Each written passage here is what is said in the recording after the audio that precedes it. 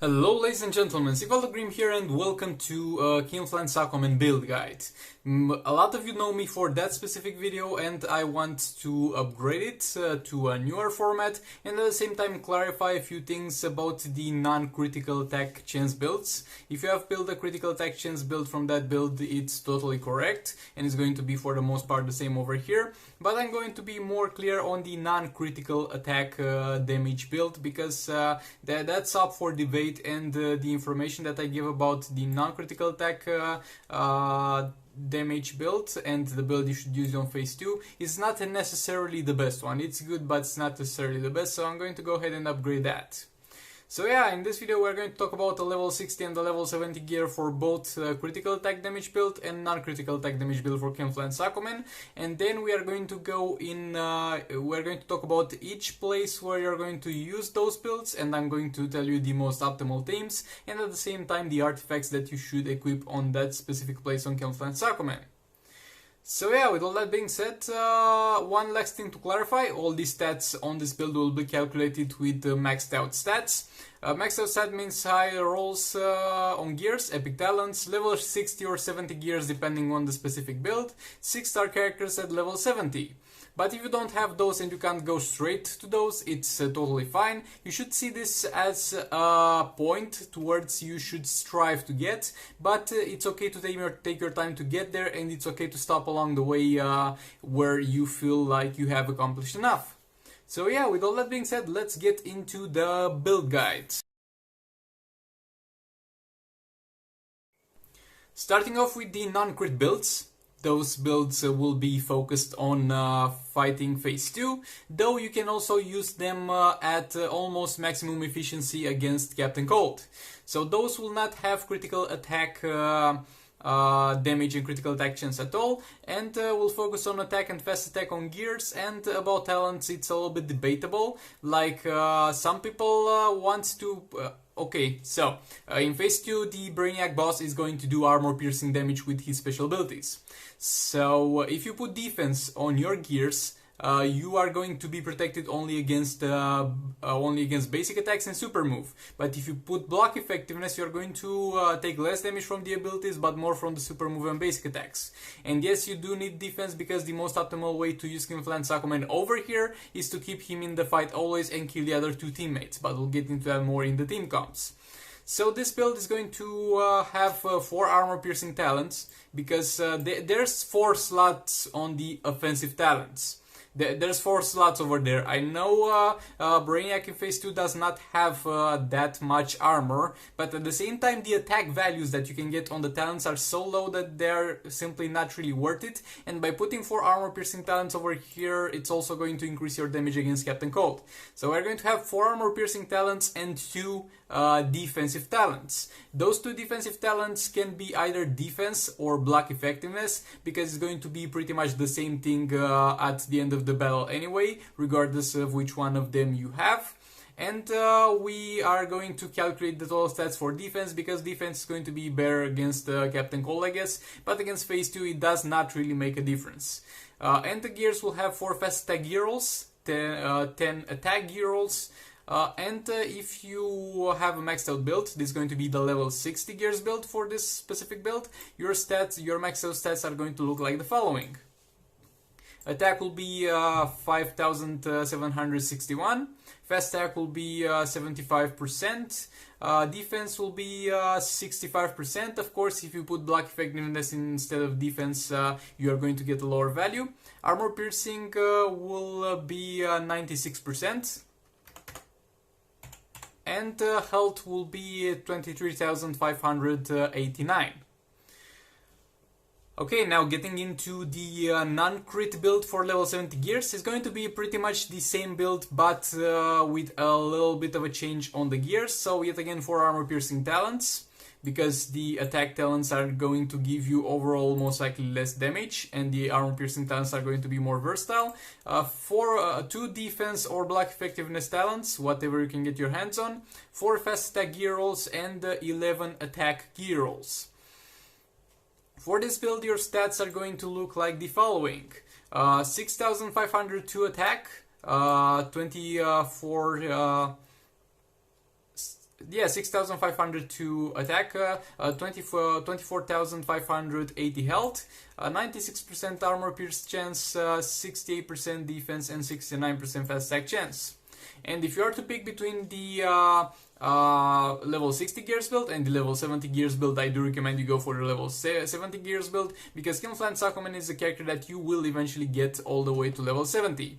And before we get into the critical attack damage build, if you are to pick between one of those two builds, I would suggest the critical attack damage build, because it's going to be more beneficial towards your account in terms of solo rates. And yeah, with all that being said, let's get into the critical attack damage build.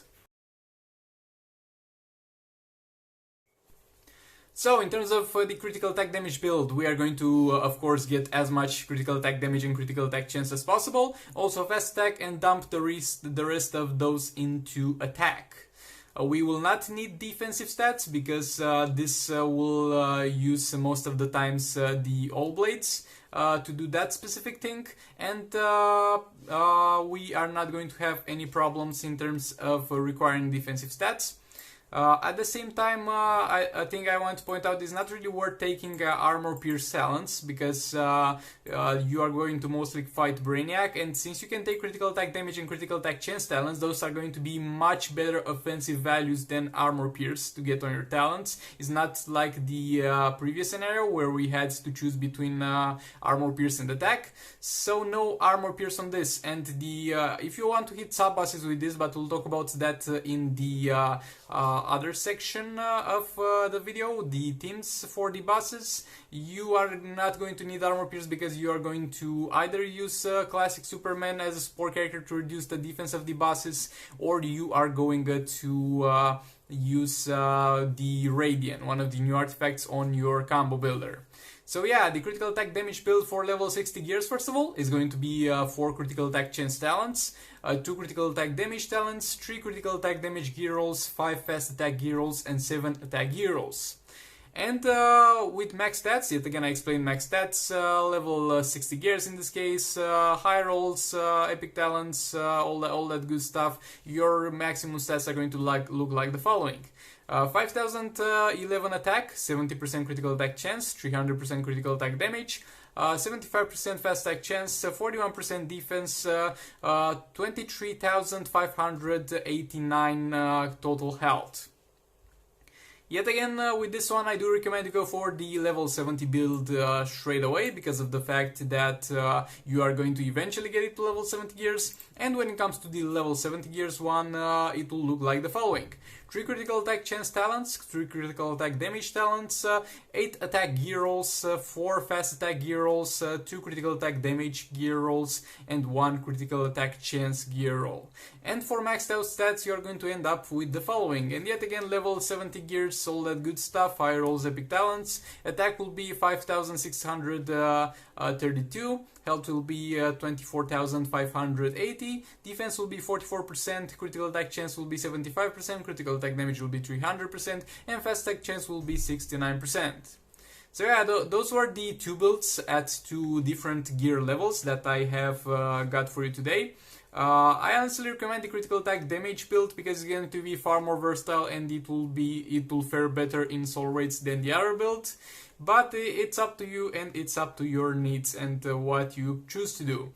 And before we get into the teams and artifacts, talking a little bit about the abilities, because some people want me to tell them what ability to max. With Atlantis AQUAMAN, you're going to max your third ability and then put some points into second ability. You are very rarely going to use the first ability in raids or soul raids. So yeah, with all that being said, definitely go for the level 70 gears build, because you're going to get him all the way there, and I recommend the critical attack damage build over the other one. But yeah, let's get into the fights, bosses, and team comps and artifacts in that specific fight. Okay, so we are going to start with critical attack damage build.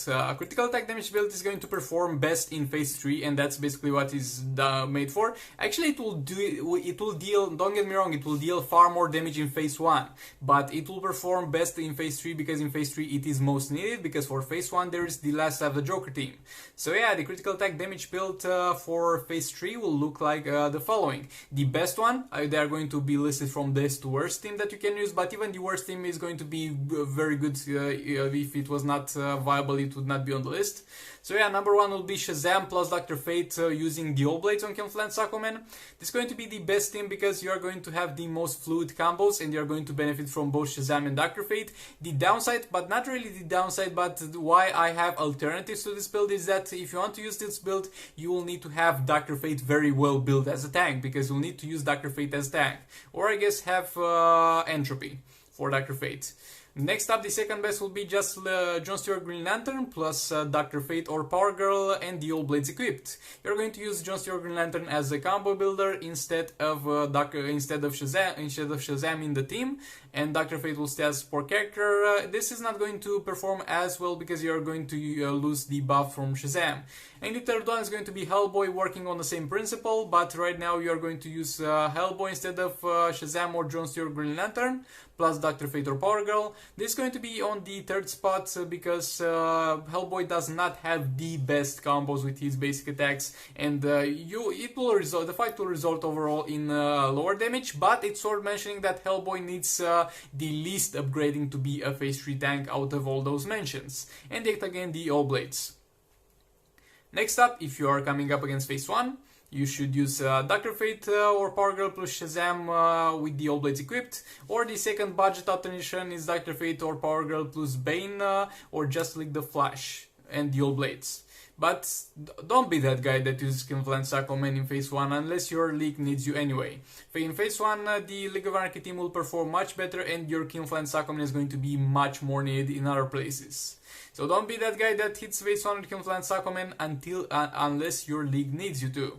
And even if you're a beginner, like there's a misconception that phase 1 is going to be the easiest. Yes, it's going to be the easiest, but not for a beginner, because you need to have tanky characters in order to tank phase 1, because it has armor piercing abilities. And the beginners will not have so tanky characters, so the easiest one is going to be Captain Cold. By the way, a quick tip in the middle of the guide, I'm sorry.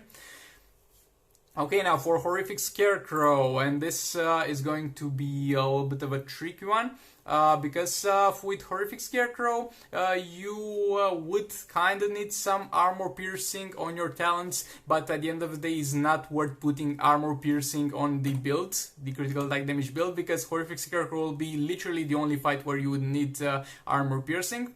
So yeah, the best team will be Dr. Fate. Over here we don't have Dr. Fate / Power Girl, because over here you'll really need that defense reduction from Dr. Fate's passive. Plus Shazam, and you're going to get gears both out of both of them. And use either Claws of Horse. I think Claws of Horse is the most damage at the moment. Firebox is the safer option, and Amulet of Might is going to be like the third best option. And the second option is going to be Dr. Fate or Power Girl plus Classic Superman, Bane or Just Like the Flash, and Gears Off. Bane and Just Like the Flash are going to provide the passive buffs, but Classic Superman is going to be there in order to try and reduce the defense of Horrific Scarecrow with a special 2. But over here is not guaranteed. He might die before he gets to do that. But yeah, that's a way to reduce the defense of Horrific Scarecrow. Next up, Dr. Fate or Gorilla Grodd. Over here we're going to have the best team as Dr.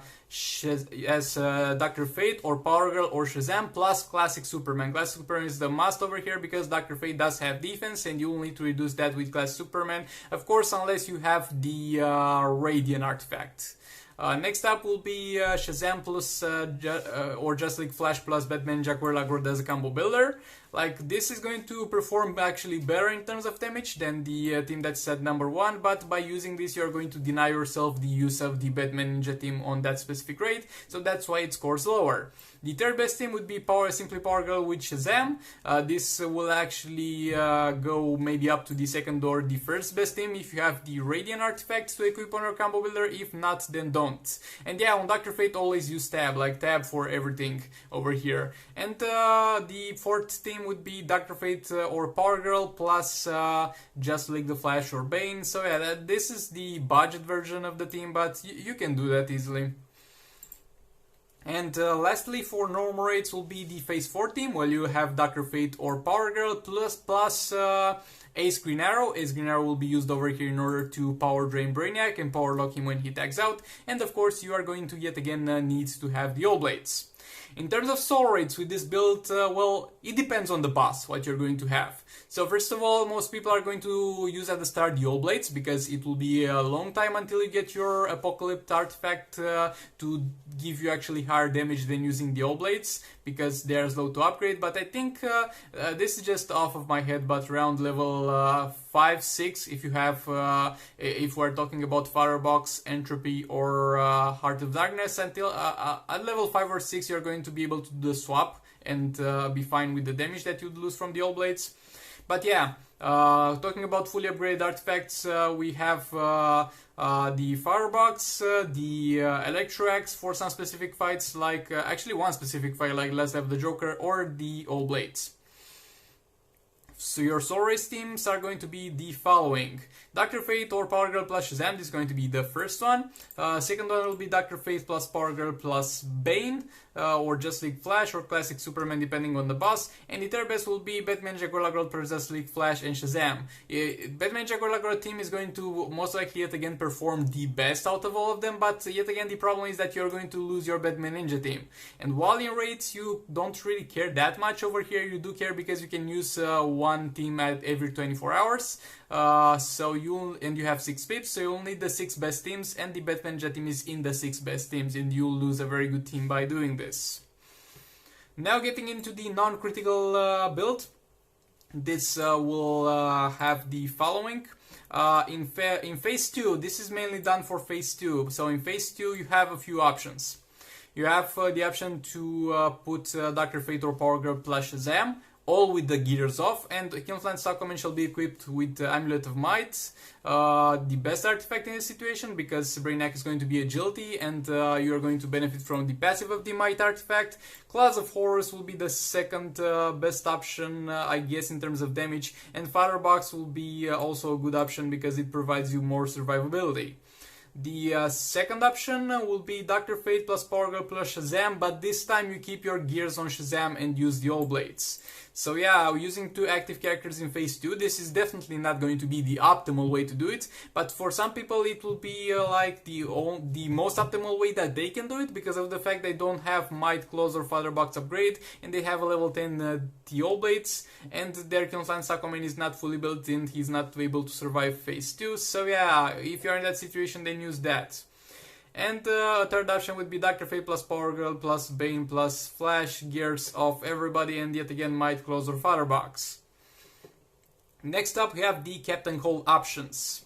We have Dr. Fate or Power Girl plus Shazam and the All Blades, Batman, Jaguar Girl plus Shazam or Just League Flash and the All Blades, and the budget one, Dr. Fate, Power Girl plus Bane or Just League Flash and the All Blades.